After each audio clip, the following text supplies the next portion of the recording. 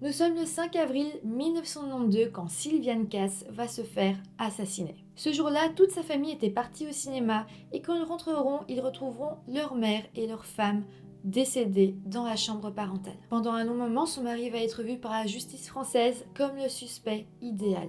Une histoire pleine de mensonges et de rebondissements que je vous propose aujourd'hui. Pour tout savoir sur la triste histoire de Sylviane et son mari André Cass, lançons-nous maintenant dans la vidéo.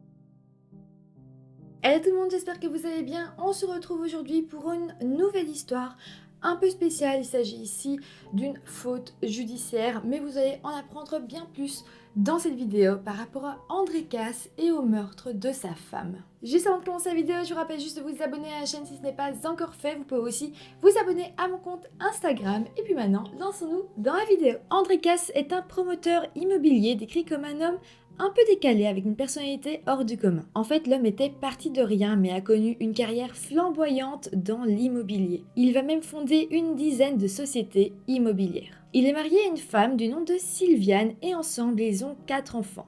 Nathalie 19 ans, Julien 12 ans, Jérôme 10 ans et Augustin 2 ans. La petite famille vit en France à Anneville-en-Bourville, en région de la Seine-Maritime. La famille est très aisée et vit dans une magnifique villa de 700 mètres carrés située dans une propriété de 4 hectares. La villa était donc vraiment grande, il y avait un spa, un cinéma, des salles de jeux avec tous les jeux possibles, un terrain de foot, un terrain de volley, une piste de karting, une piscine, il y avait aussi des dorures, des statues, le sol était en marbre, donc vraiment on peut s'imaginer que le couple était très riche. Le couple vivait donc là avec ses 4 enfants, mais je précise que Nathalie, leur fille de 19 ans, vivait donc chez ses parents avec son mari.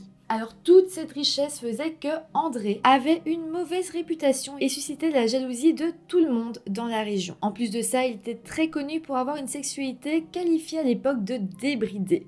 Il avait énormément de maîtresses et pratiquait l'échangisme avec sa femme. Bon, je précise quand même que voilà, c'est pas pour ça qu'il est débridé. Aujourd'hui, je sais pas si on pourrait dire ça, mais en tout cas à l'époque, voilà, on le voyait vraiment d'un mauvais œil. Il y avait beaucoup de rumeurs sur lui, c'était très mal vu. Parlons maintenant de la journée du 5 avril 1992.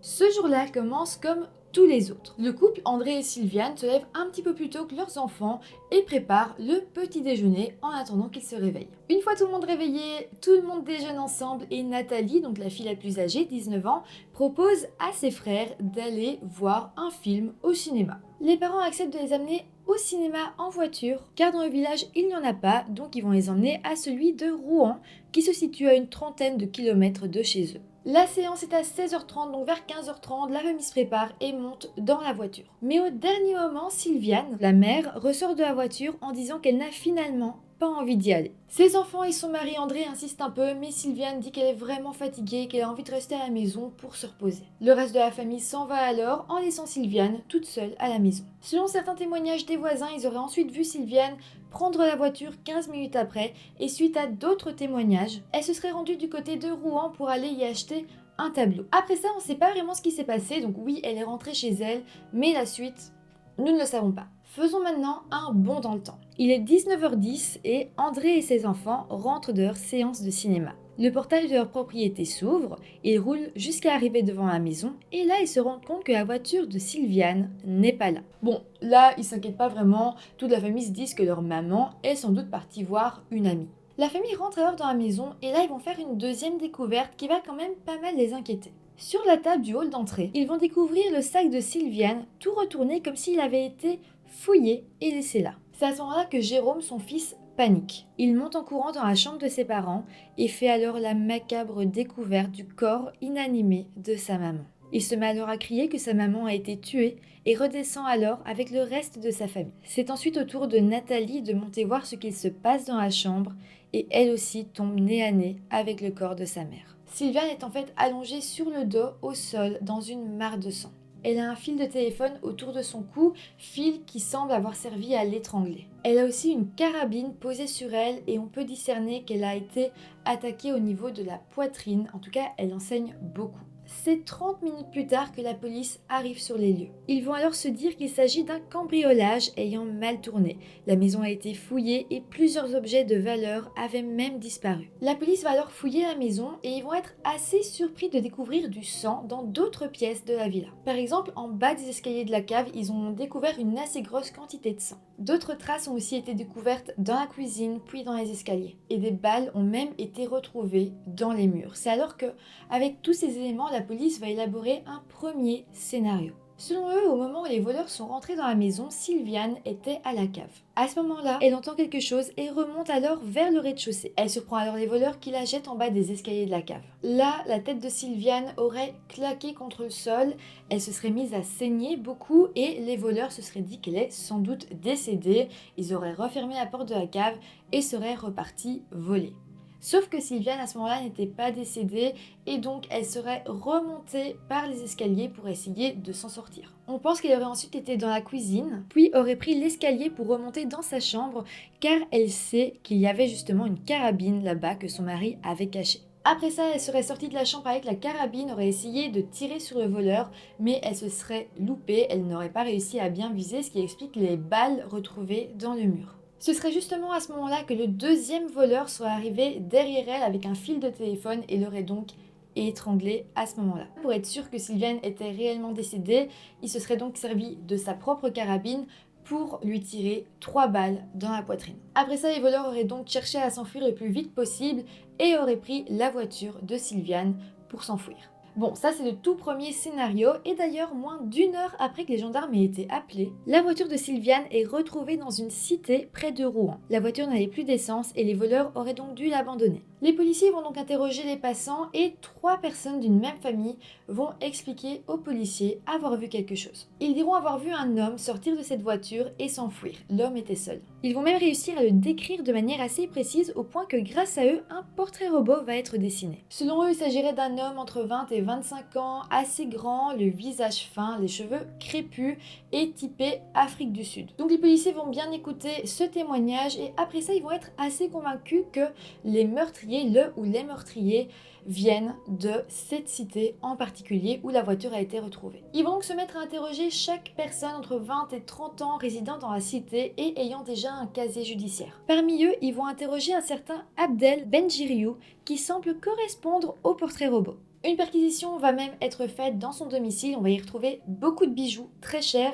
et d'ailleurs la sœur d'Abdel porte aussi une bague à son doigt, une bague très chère aussi, dont elle ne sait pas vraiment expliquer la provenance. La bague va ensuite être montrée aux enfants de Sylviane qui vont tous confirmer que cette bague appartenait bien à leur mère. Donc Abdel va être placé en détention provisoire pour complicité de meurtre, mais ça va très vite tomber à l'eau parce qu'en fait les 3 témoins du début qui avaient donc réalisé le portrait robot ne vont absolument pas reconnaître Abdel. Donc vous voyez, on va leur mettre plusieurs personnes qui se ressemblent dont Abdel et on va devoir montrer lequel est la personne qu'ils ont vue et ils vont pas dire Abdel. Donc ça ne marche plus, Abdel ne peut plus être en détention provisoire, on ne l'a pas reconnu. Après ça, Abdel va même réussir à fournir la facture de la bague qui semblait être celle de Sylviane. Il l'avait achetée en Afrique et donc voilà, ça tombe complètement à l'eau et Abdel est libéré et on le laisse tranquille. Là, petit à petit, les policiers vont se pencher vers une autre piste. Nous sommes maintenant au mois de juillet 1993. À ce moment-là, un homme lambda va être arrêté dans un train parce qu'il transportait 1 kilo de drogue. Il s'appelle Douad Djoubri et va donc être arrêté. L'homme sait qu'il risque assez gros pour son délit et donc il va essayer de monnayer un petit peu sa peine en disant j'ai des informations, je peux vous donner certaines infos et en contrepartie peut-être vous pouvez alléger ma peine. La police va donc accepter et là ça va être la surprise la plus totale. Douad Djoubri va alors dire à la police qu'il sait qui a tué Sylviane Cass. Il dira qu'il connaissait très bien les assassins, ce sont 2 amis à lui qui sont tueurs à gages. Ces 2 hommes s'appellent Malik Mestoui et Jimmy Aubour. Ils diront ensuite, et là tenez-vous bien, que ces 2 amis avaient été payés par le mari de Sylviane, donc André Cass, dont je précise, il prononcera jamais le nom et qu'il appellera plutôt le gros juif. Il dira à la police que le gros juif avait voulu tuer sa femme parce que c'est elle qui possédait tous les biens et qui voulait en hériter. En plus de ça, Sylviane avait une très grosse somme d'assurance vie, donc peut-être il aurait voulu avoir aussi cet argent. Et il dira même que les tueurs avaient camouflé le meurtre en cambriolage qui avait mal tourné. André Casse va donc devenir le suspect principal et en plus de ça, il sera prouvé qu'il connaissait effectivement les deux tueurs à gages. En fait, André avait engagé l'un d'eux pour qu'il travaille dans sa maison. En fait, il savait très bien qu'il s'agissait d'un petit criminel, mais il voulait l'aider dans la vie et donc voulait lui offrir du travail. Il n'en a pas fallu plus pour que le juge, lui aussi, soit persuadé de la culpabilité d'André. Il ne s'est même pas posé la question de la fiabilité du témoignage du vendeur de drogue et il a directement condamné André, en tout cas dans sa tête. Pourtant, le dealer qui avait témoigné contre André avait fait des fautes dans sa déclaration. Il avait dit à la police que Sylviane avait été retrouvée dans le coffre de sa voiture alors que depuis le début de l'enquête, on sait qu'elle avait été retrouvée dans sa chambre. Mais bon, ça n'a pas semblé plus que ça perturber le juge d'instruction. En plus de ça, rappelez-vous, au début de la vidéo, je vous avais un petit peu parlé de la vie sexuelle d'André et de sa vie de débauche. Eh bien, on va s'apercevoir qu'un an après le meurtre de sa femme, rien n'avait changé. Il continue à avoir plusieurs maîtresses et d'aller dans des clubs échangistes sur Paris. On va donc se mettre à lui reprocher de ne pas du tout avoir le comportement d'un homme veuf en plein deuil. Et en plus de ça, on va apprendre que un mois seulement après le décès de sa femme, André avait installé dans la maison familiale l'une de ses maîtresses qui s'appelle Brigitte, avec qui il vivait désormais et qui s'occupait de ses plus jeunes enfants. Maintenant, on va se mettre à parler de la maman de Sylviane, qui elle aussi va voir tout ça d'un très mauvais œil. Elle va être interrogée par la police et là, elle va faire une révélation choc. Elle dira avoir aussi été une maîtresse d'André, donc le mari de sa propre fille. Avec ça, elle dira à la police que André était un homme violent et que sa fille cherchait même à le fuir. Elle parlera même d'un jour où Sylviane avait eu très peur car son mari aurait cherché à la tuer. Mais Sylviane n'aurait donc jamais été à la police parce qu'elle n'avait aucune preuve. D'autres amis du couple vont aussi aller voir la police, des amis de André même, pour dire que effectivement André était un homme violent et qu'il aurait sans aucun doute pu tuer sa femme s'il en avait eu l'occasion. De plus, la police va faire une dernière découverte. La maman de Sylviane va alors expliquer aux policiers qu'au moment des faits, le couple avait énormément de dettes et risquait de tout perdre. Et comme Sylviane avait une grosse assurance vie, André aurait donc eu toutes les raisons de la tuer pour éviter de perdre tout son empire. D'ailleurs, la maman de Sylviane dira même aux policiers que André aurait demandé à plusieurs reprises à Sylviane de se suicider pour toucher ses assurances vie, c'est vraiment dingue. Suite à tout ça, les policiers vont interroger les deux enfants d'André, Jérôme et Julien, qui n'ont que 12 et 14 ans au moment des faits. La police va faire pression sur les deux garçons pour qu'ils avouent en disant que si ils ne disent pas tout au sujet de leur père, ils seront eux aussi jugés pour complicité. On va même leur montrer des photos du corps de leur maman pour les traumatiser et pour qu'ils accusent leur propre père. Finalement, peu importe ce que les enfants auront dit, André Casse et les deux supposés tueurs à gages seront arrêtés pour le meurtre de Sylviane et placés en détention. Les trois hommes vont totalement nier les faits, mais ils vont tout de même passer 3 ans à la prison de Rouen, 3 ans pendant lesquels les 4 enfants seront totalement livrés à eux-mêmes. La maison de la famille est vendue et les enfants vont donc devoir se débrouiller seuls. Il faut se rendre compte que certains sont encore mineurs et que c'est donc les enfants les plus âgés qui vont devoir s'occuper de leurs petits frères, et ça au péril de leurs études. Donc pendant tout ce moment, eh bien eux qui étaient normalement très doués à l'école, qui voulaient faire de grandes études, eh ben ils n'ont rien pu faire de tout ça parce qu'ils devaient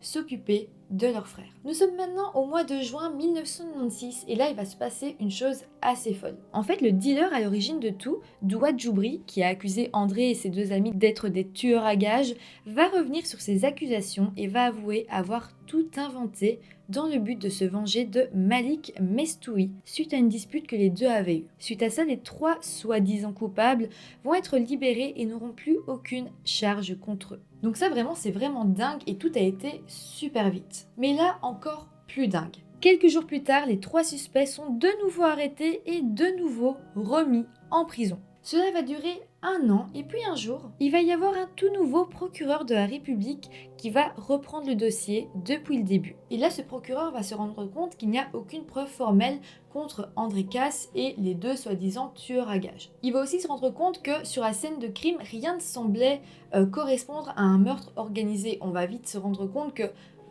Les deux voleurs ont tué Sylviane avec sa propre arme, donc ça montre qu'ils n'avaient strictement aucune arme, vu que la première personne qui a voulu se défendre, c'était avec un fil de téléphone. Quel tueur vient dans la maison de quelqu'un pour le tuer sans aucune arme? Absolument personne.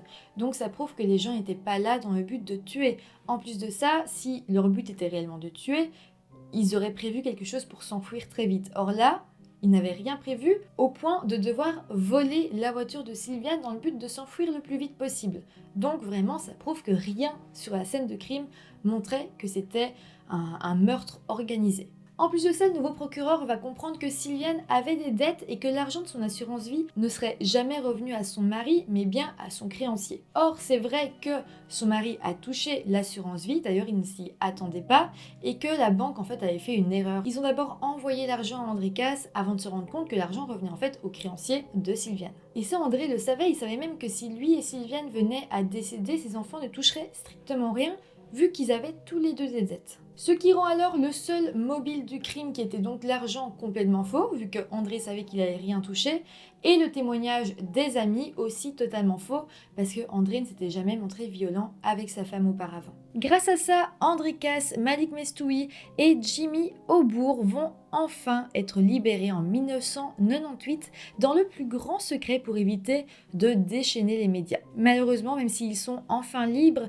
eh bien le meurtre n'est toujours pas élucidé. La police va donc reprendre l'enquête et va s'intéresser à un certain vendeur de lithographie. L'homme avait justement été au domicile des Casse avant le drame pour essayer de leur vendre ses tableaux. Son casier judiciaire va être analysé et on se rendra compte que l'homme avait déjà agressé une femme à son domicile alors qu'elle avait refusé de lui acheter l'un de ses tableaux. En plus de ça, le suspect ressemblait très fort au portrait robot de l'homme qui avait été aperçu en train de sortir de la voiture de Sylviane. L'homme va donc se forger un alibi en disant que le jour du drame, il était en fait sur Paris et certains témoins pourront même le confirmer. Il sera donc relâché et malheureusement la police n'aura plus aucune piste. Malheureusement aujourd'hui encore personne ne sait ce qui a vraiment pu se passer ce jour-là à part les coupables. Le pire dans tout ça c'est que je me dis si la police avait relevé les empreintes sur la scène de crime à ce moment-là, peut-être ça aurait tellement pu aider, on aurait pu les comparer avec les différents suspects, mais rien de tout ça n'a été fait et je trouve ça vraiment triste. Voilà, c'est comme ça que se termine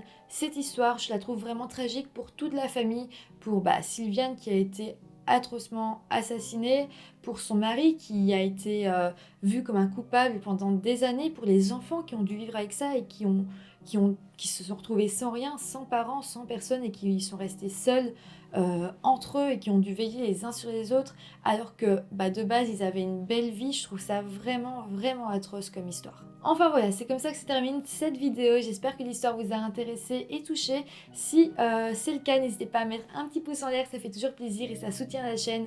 N'hésitez pas aussi à vous abonner à la chaîne, ça fait toujours plaisir. Et nous, on se retrouve très bientôt pour une nouvelle vidéo. Bye!